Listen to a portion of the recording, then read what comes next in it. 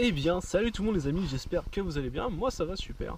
Aujourd'hui on se retrouve dans une toute nouvelle vidéo d'une réplique d'Airsoft, donc une petite review. Aujourd'hui je vais parler du iKappa 5.1 de chez Tokyo Marui, donc pour la version stainless. Petite présentation de la boîte succincte, donc là une photo de la réplique avec son titre, la marque, le logo de la marque et son label. Voilà, tout ce qu'il y a de plus classique. Derrière nous avons du polystyrène, voilà. Ce qui va nous intéresser nous c'est plus l'intérieur de la boîte. Donc dans la boîte vous retrouverez comme dans toutes les colis Tokyo Marui la notice d'utilisation réplique 2.1 Marui. Voilà, donc petite notice, voilà, avec une vue éclatée de la réplique. À l'intérieur vous aurez tout ce qui les conditions d'utilisation, la sécurité, voilà, c'est du classique. Ensuite vous aurez différents petites fiches de publicité, de sécurité encore et encore, toujours de la sécurité, des cibles à l'intérieur, écrit en japonais, c'est pour ça que je ne vais pas les sortir. Ce qui va nous intéresser nous c'est plus le contenu de la boîte, donc de la boîte se trouve la réplique en elle-même, son chargeur bien évidemment, un petit rail que vous pourrez adapter, je vous montrerai un peu plus tard dans la vidéo, donc une tige de débourrage qui se situe ici. Après, quand vous enlevez ça, donc vous avez une petite pièce en plastique qui sert à mettre au bout du chargeur et un petit sachet de billes. Voilà. Donc en dessous, vous avez bon, ça je vais mettre de côté. En dessous du hop-up, donc vous avez deux petites vis qui serviront à fixer le rail. Donc ça, je vous en parlerai à la fin de la vidéo. On va sortir déjà la réplique. Voilà. Donc elle est magnifique. Pas trop lourde, pas trop légère. Bon voilà, faut savoir que les Marui sont du ABS quasi total. Donc il y a quelques pièces qui sont en métal, mais c'est de l'ABS. Pourquoi? Donc le pourquoi du comment, c'est que Marui en fait a fait ses pièces en ABS de l'extérieur, je dis bien, car si vous déculassez la réplique ou tout autre, même sur les répliques longues, en fait à l'intérieur se situe une espèce de armature en métal.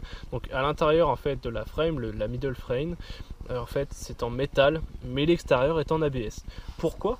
Car sinon vous aurez des dégazages qu'on appelle dans le milieu assez souvent dus au refroidissement des pièces en métal, ce qui semble assez logique quand on y réfléchit bien. Donc sans plus attendre, je vais passer au marquage de la réplique. Donc de ce côté vous aurez marqué OPS MRP calibre 45 avec un numéro.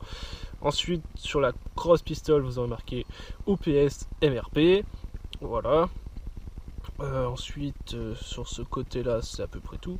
De l'autre côté donc vous aurez marqué exactement pareil, MRP calibre 45 made in Japan, OPS MRP Tokyo Marui ASGK.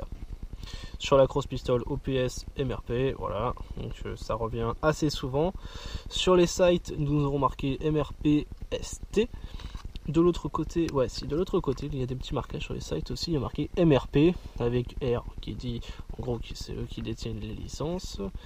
Sur le dessus, vous aurez marqué OPS MRP avec le système up, donc c'est-à-dire pour visser votre rehausse, et MRP calibre 45 ACP. Voilà, donc ça c'est pour les marquages de la réplique.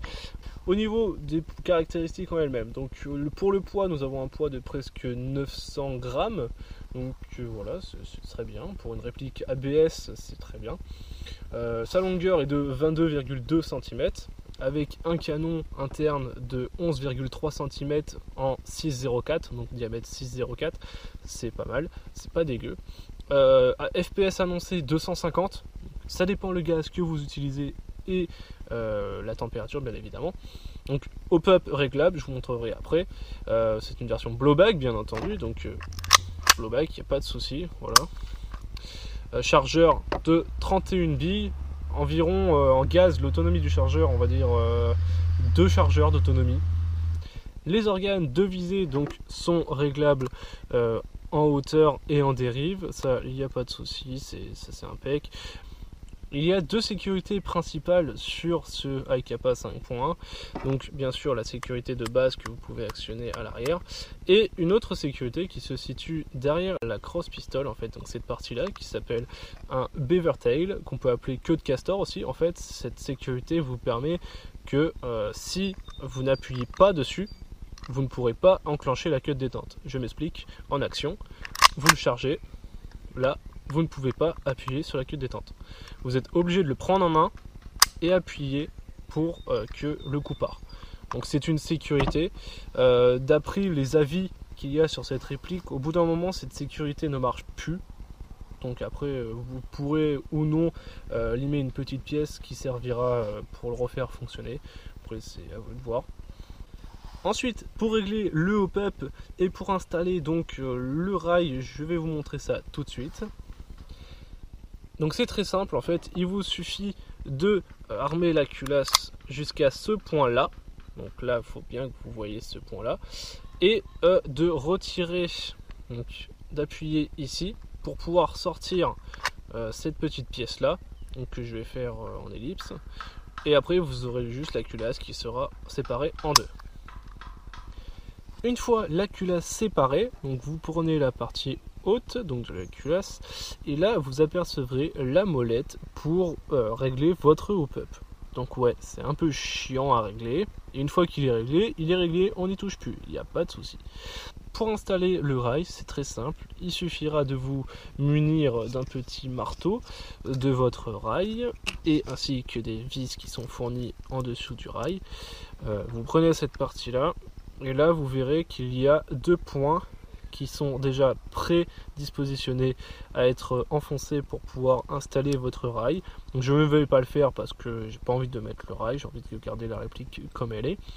Mais en gros, vous appuyez dessus avec un petit marteau, tout ce qu'il y a de plus classique, et puis après vous vissez votre rail comme si vous vissiez un rail sur une réplique classique.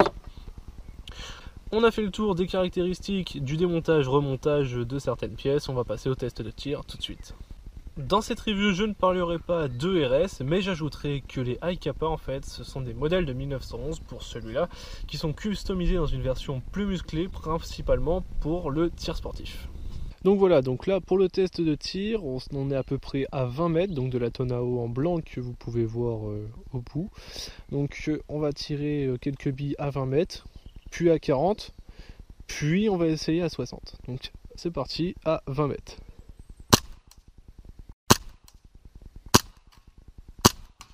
Donc là, il n'y a pas de souci, à 20 mètres, ça tire largement.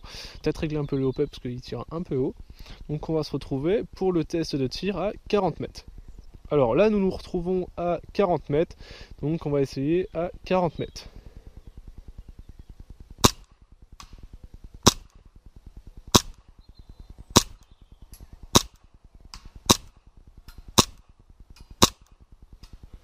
Donc ouais, bon, ça tire un peu haut, mais je vois qu'à 40 mètres, c'est quand même assez précis. Donc là, on est sur à peu près une hauteur d'homme. Donc 40 mètres, assez précis quand même. Donc là, c'est juste une question de réglage. Maintenant, on va essayer à 60 mètres. Donc là, nous retrouvons pour le test de tir à 60 mètres. Donc je pense que ça devrait bien se passer. On va tester ça tout de suite.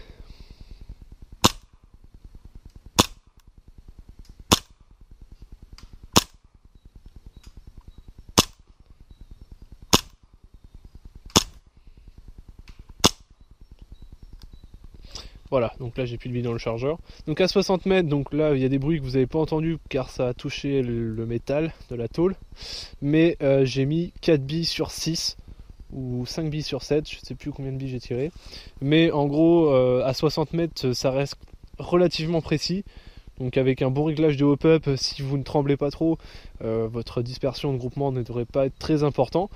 Donc bah moi je vous dis merci d'avoir regardé la vidéo, j'espère qu'elle vous aura plu. Si c'est le cas, n'hésitez pas à mettre un petit pouce bleu, un petit commentaire, ça fait plaisir, la partager. Si vous avez des questions, n'hésitez pas à le mettre dans les commentaires.